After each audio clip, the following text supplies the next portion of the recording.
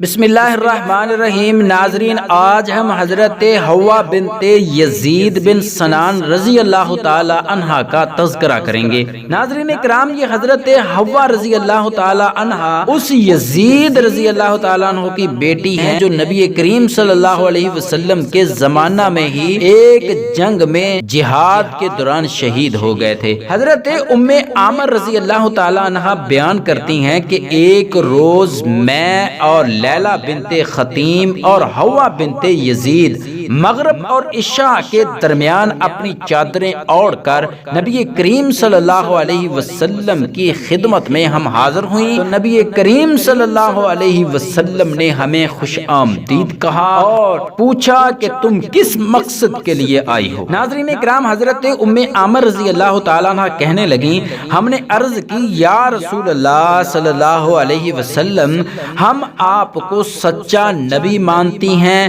ہم گواہی دیتی ہیں کہ جو شریعت آپ لے کر آئے ہیں وہ برحق ہے، ہم اسلام کے نام پر آپ کی بیعت کرنے کے لیے حاضر ہوئی ہیں۔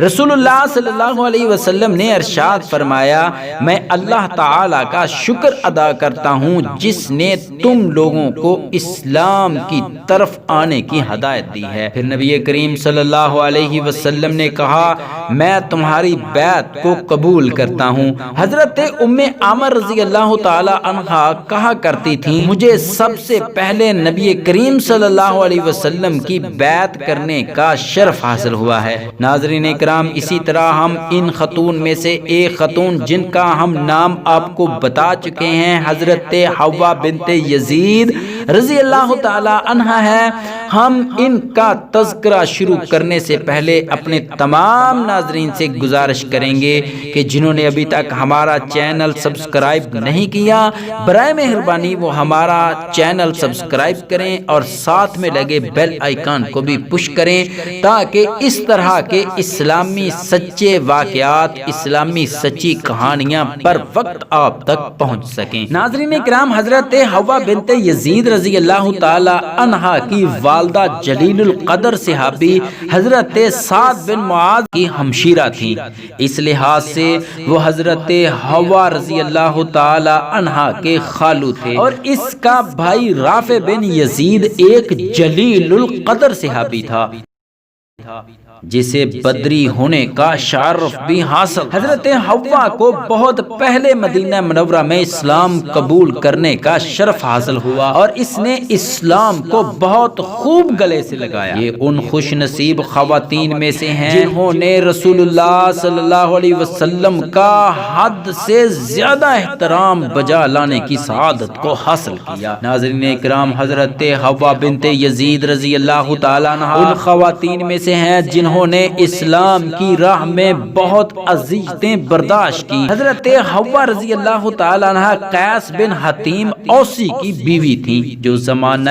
جاہلیت میں مشہور و معروف شاعر تھا۔ اس خاتون نے اسلام قبول کر لیا جبکہ اس کا خاوند بدستور حالت شرک میں رہا۔ قیس کے دو بیٹے تھے، دونوں صحابی تھے۔ ناظرین اکرام، قیس جو حضرت حوا بنت یزید رضی اللہ تعالی عنہ کا خامد تھا، قیس اپنی بیوی حضرت حوا بنت یزید رضی اللہ تعالی عنہا کو بہت بری طرح کی اذیت دیا کرتا تھا۔ جو کچھ مدینہ منورہ میں ہو رہا تھا وہ نبی کریم صلی اللہ علیہ وسلم سے پوشیدہ نہ تھا، ہر طرح کی خبر نبی کریم صلی اللہ علیہ وسلم تک پہنچ جایا کرتی تھی۔ قیس کے اپنی بیوی حوا کو اذیت دینے کی اطلاع جب نبی کریم صلی اللہ علیہ وسلم کو ہو چکی تھی، وفات سے پہلے قیس کی ملاقات مجاز میلے کے موقع پر مکہ معظمہ میں نبی کریم صلی اللہ علیہ وسلم سے ہوئی تو نبی کریم صلی اللہ علیہ وسلم نے اسے دین اسلام قبول کرنے کی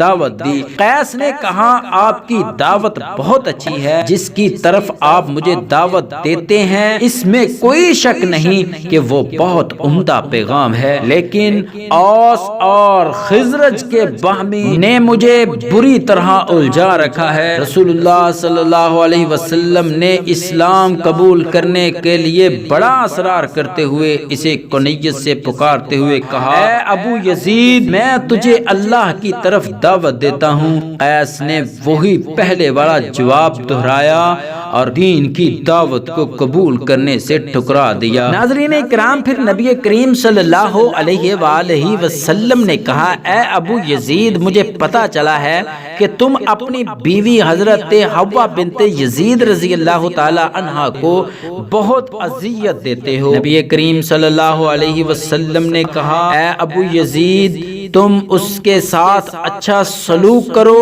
اللہ سے ڈرو، اس کا خیال رکھو، اسے آئندہ کوئی تکلیف مت دینا۔ قیس نے بدستور حالت شرک میں رہنے کے باوجود اپنا وعدہ پورا کیا۔ اس کے بعد اس نے اپنی بیوی کو کبھی کوئی تکلیف نہ دی۔ ناظرین کرام، اسی طرح ایک اور تاریخ کی کتاب میں یہ واقعہ کچھ یوں بھی آتا ہے، جب قیس کا اپنی بیوی کو اذیت دینے اور نبی کریم صلی اللہ علیہ وسلم کی اس کے بارے میں وصیت اور اس کے ایمان لانے کی گواہی اور اس کے خامد کی جانب سے وعدے کا ایفا بیان کرتے ہوئے کہتے ہیں کہ جب قیس مدینے پہنچا تو اس نے اپنی بیوی حضرت حوا بنت یزید رضی اللہ تعالی عنہ سے کہا، اب تم اپنے دین پر عمل پیرا ہونے میں آزاد ہو۔ اللہ کی قسم، میں تجھے کیا بتاؤں، تمہارے نبی صلی اللہ علیہ وآلہ وسلم تو بہت ہی حسین و جمیل تھے، وہ ان کے حسن و جمال کے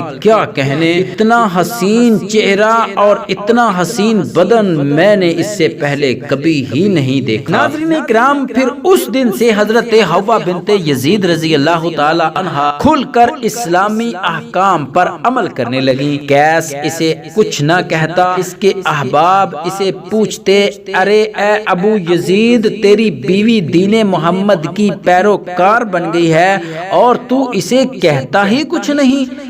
وہ جواب میں یہ کہتا کہ میں نے نبی کریم صلی اللہ علیہ وسلم سے اس سے کچھ نہ کہنے کا وعدہ کر رکھا ہے، میں اس کی خلاف ورزی نہیں کروں گا اور نہ ہی میں کرنا چاہتا ہوں۔ ناظرین کرام، جب نبی کریم صلی اللہ علیہ وسلم کو یہ پتا چلا کہ قیس نے وعدہ وفا کیا ہے، میرے ساتھ وعدہ کرنے کے بعد اپنی بیوی کو کوئی تکلیف نہیں دی، تو نبی کریم صلی اللہ علیہ وسلم نے فرمایا، بڑی اور خوبصورت آنکھوں والے نے وعدہ وفا کیا ہے۔ ناظرین کرام، اب حضرت حوا بنت یزید رضی اللہ تعالی عنہا ہمہ وقت اللہ کی عبادت میں مصروف رہنے لگیں۔ ان کے خامد کی طرف سے اب کوئی روک ٹوک یا تکلیف نہ تھی۔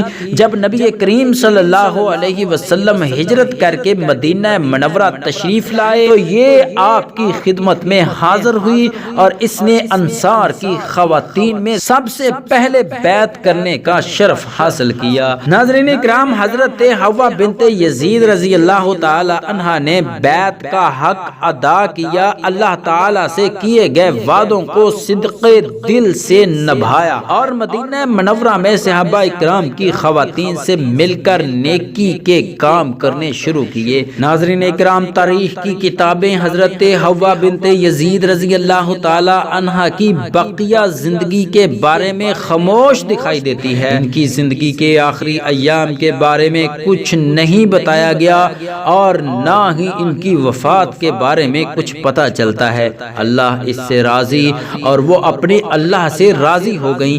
اللہ تعالی نے اسے اسلام قبول کرنے میں سبقت لے جانے والوں میں سے کر دیا۔ اس نے اپنی زندگی میں ایک مثالی مومنہ صابرہ خاتون کا کردار ادا کیا۔ اللہ تعالی دنیا بھر کی خواتین ماؤں بہنوں کو اس کے نقش قدم پر چلنے کی توفیق عطا فرمائے۔